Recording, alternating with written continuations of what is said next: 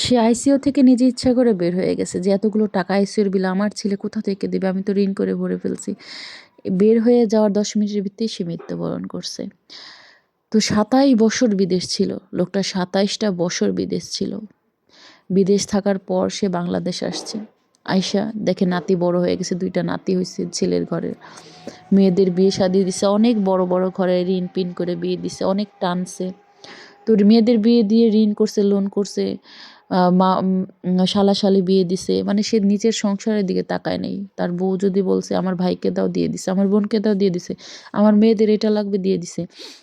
কিন্তু তার যে একটা ভবিষ্যৎ, তার যে সন্তান আছে, 2টা নাতি আছে, এই চিন্তা সে কখনো করে নাই। করলেও বউয়ের জন্য পারে নাই।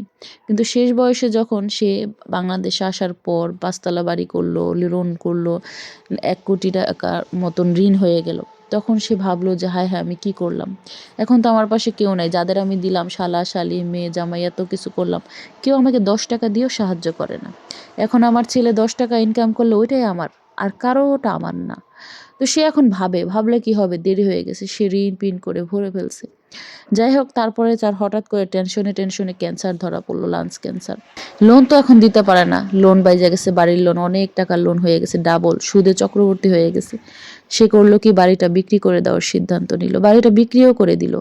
বিক্রি করে দিয়ে সেই একই কাজ, ছেলেকে বিশ্বাস করে না, জায়গা জমি ভালো করে না রাখে, ছেলেকে কিছু বলে না, গোপনে গোপনে নিজের টাকা নিজে বিদেশ করে বাড়ি করছে।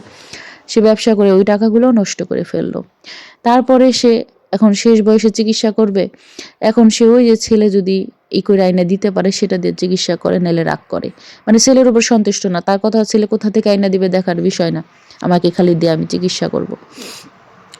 তারপরে সে খালি কিছুতে হলে মেজাজ খিটখিটে, ক্যান্সারের মানুষের কিন্তু মেজাজ এমনিও খিটখিটে থাকে। তারপরে তার মেজাজ খিটখিটে থাকতো।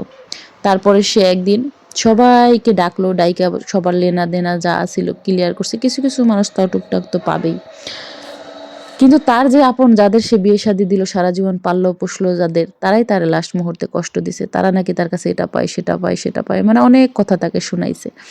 কেউ পাশে ছিল না তার ছেলে বাদে। তাহলে যারা নিজের সন্তান, নিজের ছেলে সন্তানের কথা ভাবেন না, যারা সব ঢেলে মানুষকে দিয়ে দিতে চান, তাদের বলি আপনি মানুষকে দিবেন আপনার থাকার পর, আপনার বাচ্চা ভবিষ্যৎ থাকার পর আপনি দেন। আর এই যে মানুষটা সারাটা জীবন বিদেশ করলো, বিদেশ করার পর সে ক্যান্সারে মৃত্যুবরণ করলো আইসিইউতে।